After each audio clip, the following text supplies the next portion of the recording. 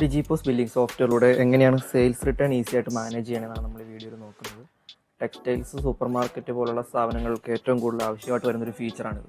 അപ്പോൾ ഇതിനായിട്ട് നമ്മളൊരു കസ്റ്റമറുടെ പേരിൽ നമ്മൾ ബില്ല് ചെയ്യുകയാണ്. അപ്പോൾ അവരുടെ അടുത്തേക്കുന്ന പ്രൊഡക്റ്റ് എന്താണോ നമ്മളത് ബില്ല് ചെയ്യുന്നു. ഇതിൽ 1500 രൂപയാണ് ബില്ലായിട്ട് വന്നേക്കണം. നമ്മളത് കസ്റ്റമർക്ക് ബില്ല് ചെയ്യുക.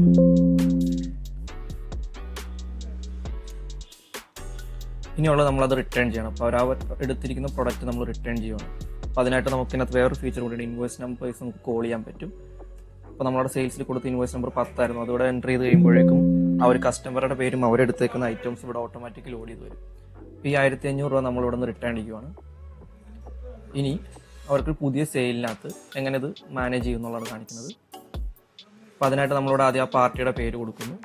അശ്വിൻ എന്നാണ് അവരുടെ പേര്. അപ്പോൾ ആളുടെ പേര് കൊടുക്കുന്നു. ഇവിടെ റിട്ടേൺസ് എന്ന് പറഞ്ഞിട്ട് ടാബ് ഉണ്ട്. അതിൽ ക്ലിക്ക് ചെയ്യുമ്പോൾ അവർ റിട്ടേൺ ചെയ്ത് ഇവിടെ കാണിക്കും. അപ്പോൾ അത് നമ്മൾ സെലക്ട് ചെയ്തിട്ട് അക്സെപ്റ്റ് ചെയ്യുക.